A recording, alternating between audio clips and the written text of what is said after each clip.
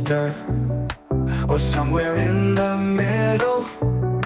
Be sure to spend your leisure time by visiting the Wirral.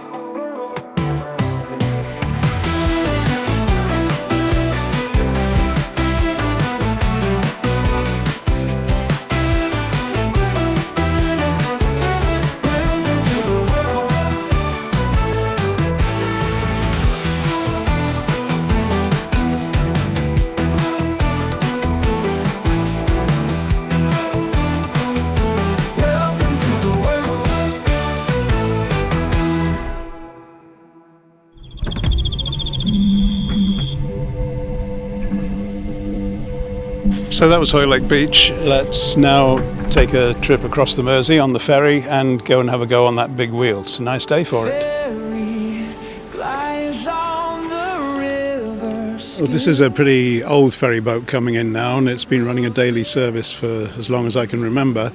And there were several at one time, and also the Royal Irish that used to do the evening cruises and other such lunchtime things. Now they're building a new ferry boat, and I'm sure that'll be ready in a few years' time, and hopefully we'll be showing it to you and having a trip on it. But if you want to know more about it for now, all you have to do is come down to Seacombe Ferry, and there's a full exhibition of what it's going to look like and some architects' pictures, if that's what you call them in nautical terms. Anyway, you'll be able to see what the new ferry looks like, and we shall await its arrival. Ferry glides on the river skin, through the mist where dreams begin. Mersey sunk, a timeless flow, to the waves where the wanderers go. Sail away across the blue, to island shores and night skies too. Welcome all the liners grand, Liverpool greets with open hands.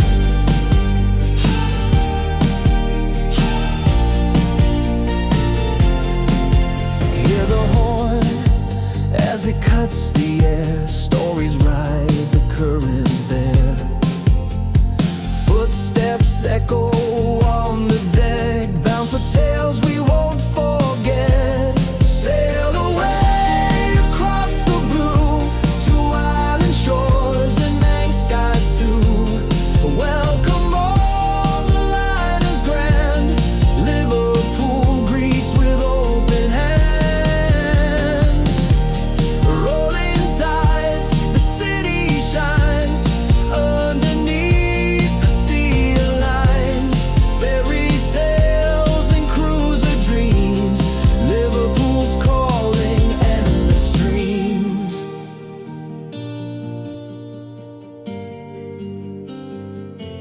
Sail away across the blue, to Ireland shores and night skies too.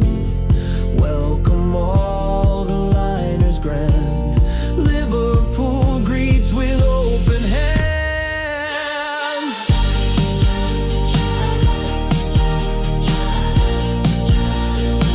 Greets with open hands.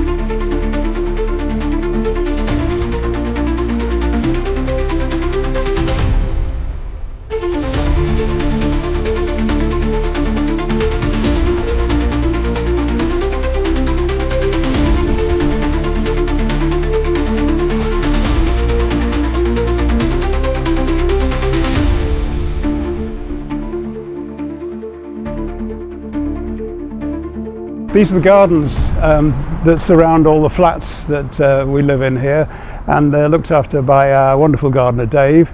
Across the road there is Arrow Park Hospital. It's the central hospital for the Wirral. This main road takes traffic backwards and forwards, and all the buses come in here too, so it's a busy place. But behind our double glazing we don't hear anything except of course the odd siren, but you get used to that. Today I've been out with Jess. We've been to Wallasey, to the shared house, and she's been doing a bit of wallpaper scraping. There's more of that to come. The project that's about, I can tell you perhaps next month, because we're only just getting into that one. We also cleared some rubbish from the side, and we've been to the tip. There you are, you see, an exciting day that I give her. And she's filming with a camera that she took to the Liverpool FC celebration last month, and I'm hoping she'll be taking it in other places too.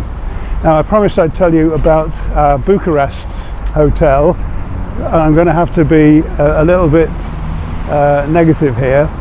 I've actually printed out the review I did for booking.com. If I could have given it a score of 0, I'd have done that, but I had to give it a 1 because that's the minimum you can give them. And the things that were wrong are just such a long list, but let's just say the room we were in had seen better days. There were no power sockets apart from the one that was where the fridge was plugged in and the TV. There's a double socket there, far side of the room from the bed.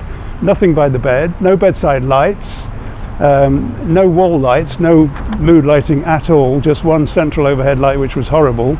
So we ended up just using the TV as the light. The furniture was old and decrepit. We were supposed to have a balcony, turned out to be a shared balcony with the adjacent room, and you didn't feel as though you could go out there because the window from your room looked out onto this balcony, and same from the other room, and you just didn't feel there was any privacy out there, so that was a waste of space. The bathroom was horrible. The shower cubicle was far too small. There was room for a much bigger one, and they just didn't bother to put one in. They put in a quadrant. The so-called floor tiles were just stuck on. They peeled off, and lots of them had peeled off. So you go in there barefoot, you're cutting your toes on bits of plastic sticking up. There's a trip hazard, and basically the whole bathroom, the whole flat was a nightmare, where we couldn't get to charge our phones. I couldn't get to charge my camera, and what can I say? I took some pictures. The only saving grace was outside at night. The hotel looked nice with its lights. The foyer was okay.